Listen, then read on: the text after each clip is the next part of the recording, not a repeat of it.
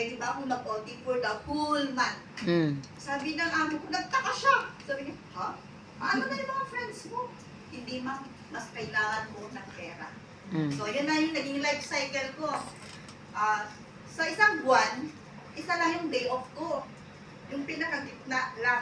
Kasi di ba, we have 4 Sundays. The 5 na Domingo. So, dali na ka Domingo, 2 iti day off ko. Pero noong pat, may isa lang, iti lang tigna.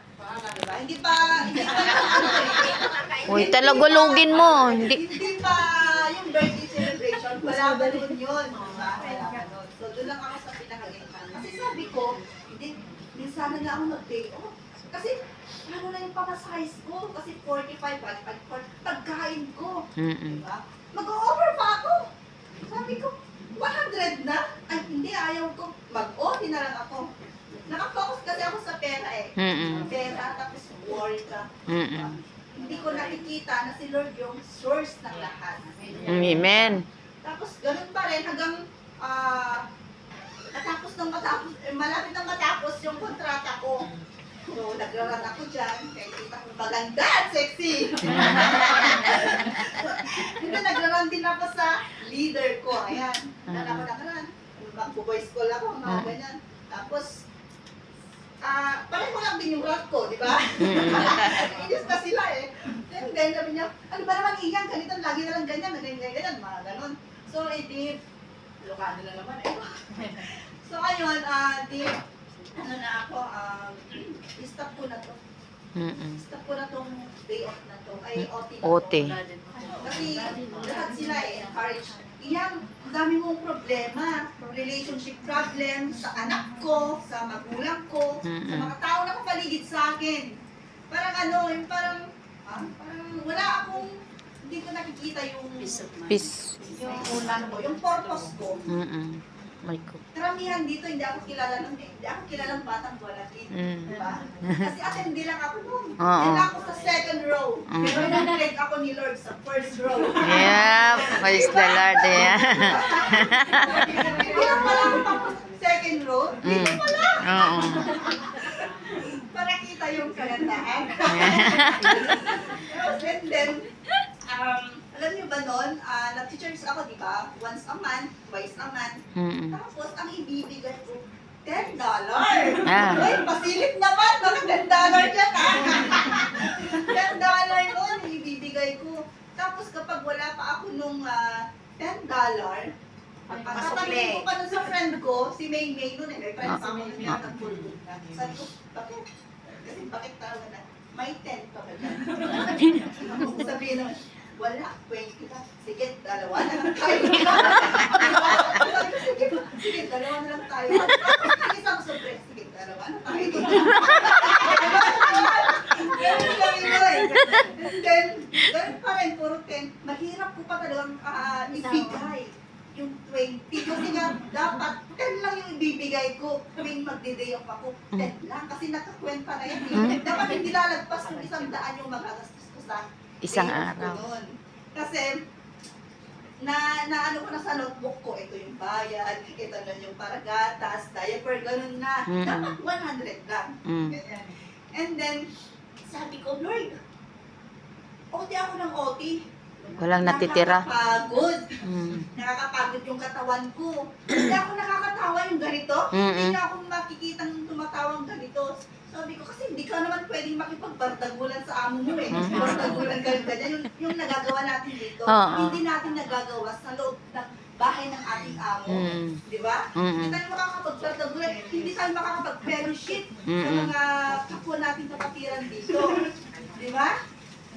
Kasi dun sa amo, yes, no ka lang. Hindi naman na makatawa. Di ba? Nakaka-burn out. Nakakapagod na ka sa katawan, pati emotionally, lahat ng utak mo. Kasi utak mo, naisip, paano ka na naman magbabayad? Di ba? Puro pera eh, puro pera. And then, sabi ko, Lord, tama na to. Kasi kahit OT ako ng OT, Wala namang natitira. padala ko sa magulang ko, 15,000 yung pinakamababa. Wala ka akong utang nun Mayroon na ngayon. Wala ka akong utang that time. Sabi ko, 1 week or 10 days, wala na naman yung pera. Padala ka ng ganito. Ha? Ang bilis maubos. Ang bilis niyang maubos. And then, nag-aaway-away kami. Ganyan. Dahil sa pera Sa pera, oo. Nag-aaway-away kami. Magulo yung relationship namin. Tapos, pamilya ko nagre-reklamo sa anak ko na mahirap daw alagaan kasi nga 2 years old. Mahirap pa talaga siyang i-handle. Lalo na yung communication niya, hindi niya nasasabi yung gusto niya. So, pagtawag na naman, yung anak mo ganito, umuwi ka na lang. Umuwi ka na, ikaw ang mag-alaga sa anak mo. Ganon. Umuwi ka na lang kasi wala namang nangyayari dito sa bahay natin. Hindi mo ka na ipapagawa. Hindi mo na ipapagawa yung bahay natin kahit yung kusina natin. Hindi pa lang na ipifinishing. Ang dilim-dilim. Ano ba yung bahay natin? Ang dilim-dilim, ang usok-usok. Which is, yung usok na yun, nagtupas pa na aspa ng mama ko. Kasi diba, yung mga Ilocano, amoy jay, pag sumrod. So, diba? Ako yung nagrigat pa ng Oo, magyagin. sa dalikan. Nagrigat pa ng magyagin. Ako yung Ano yun? Ha? Hindi ako Ilocano. Sir, yun, naglalo nagpa-blood ko, diba lang? Ano yun? Diba na Lalo na daw po yung ano sa yung kahoy? Mausok.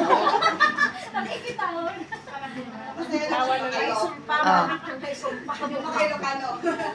So, ayun. And then sabi ko, hindi ko ito kaya.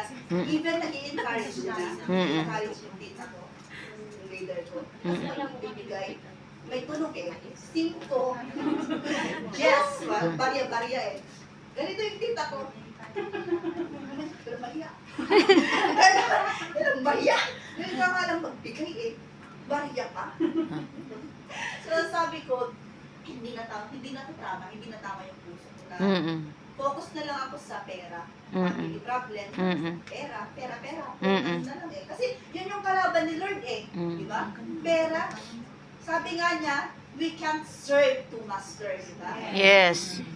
Kaya yun yung way niya. Di ba? Bakit tayo bibigyan? Bakit pa kailangan ni Lord ng pera? Mayaman na siya. Diba? Amen. Iti-test niya lang yung faith natin. Amen. And then, sabi ko, Lord, hindi na tama yung puso ko.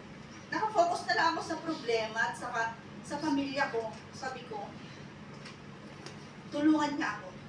Tulungan niya ako na magpakalalim pa sa kanya. Amen. Nalanghagan yung mga pinapagawa. Amen. Sabi ko dun sa dun sa employer ko, Mami, no more odd. Kung talagang madinilit talaga, mag-aanap ko, mag-work ako. Talagang kailangan na niya ako. Pero kung hindi naman importante at lalabas lang kami para mag-swimming, ibibilad ako ng alas 12 hanggang alas 3, wag na. Kasi, Papangit ka. nakakapangit! Actually, oo, nakakapangit siya. At hindi ko na ang taba-taba ko. Ito kasi yun ang bubuli eh, no? Sabi niya, minsan na kala ako mag-church. Sabi niya, ako ba ako ah? Ang haggard mo! Sabi niya, haggard ko daw. Eh, minsan na nga lang ako mag-church na discourage pa ako sa haggardness ko. Di ba? Ganun po kami ka-close. And then, nawala tuloy ako dun sa haggardness. And then, yun nga, sabi na kamo ko, ha? May pera na siguro to. Pero which is wala pa rin. Kasi, gusto kong unahin si Lord. Amen. Kasi, paano ko, hindi ko kaya ayusin yung yung pamilya ko. Mm-mm. Yung finances. Sabi ko, ikaw ang Diyos na makapagaling. Yes. Walang imposible sa'yo. Amen. Sabi ko, tulungan mo ako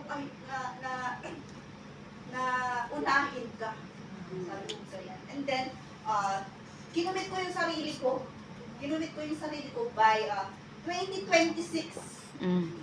Unang sahod ko ng 2026, sabi ko, gusto ko Lord, ikaw yung unahin. Amen. Sabi ko sa leader ko, Mami, kasi Mami tawag, nanay ko kasi, alam mo ba, Mama Mari kasi, alam mo ba, nakapagbigay na ako. Well, praise God. Hindi matapos na naman nung nung January. Sabi ko, hindi ako mag-OT. Kasi Chinese New Year. Maraming nag-overtime, di ba? Yes. Chinese New Year, February. Sabi ko, ang dami na naman holiday, tapos 3 days na start. Mm-mm. Tapos may conference pa sa One chai. Chai. Mm-mm. Sabi ko, naku, mukhang tinitas na naman ako ni Lord. Di ba, minsan na ako nagpakagbigay, ayun pa kayo, tinitas na naman ako. Mag-OT kaya ako kasi, di ba, maraming lazy. Maraming bisita, maraming ibibigay sa'yo. Mm-mm. Sabi ko, Lord, hindi. Gusto ko talagang sumunod sa'yo. Amen. Di ba yung lahat ng Sunday na yun ng February, nakalabas ako. Praise Nakapunta the ako Lord. Sa One Chai. Amen. Attend pa ako ng conference. Gusto kong matuto. Gusto kong lumalim sa Kanya. Amen. Kaya umattend ako lahat nun. And then March, lahat na naman yun. Wow, di ba? Sabi ko, Lord, ang gaan.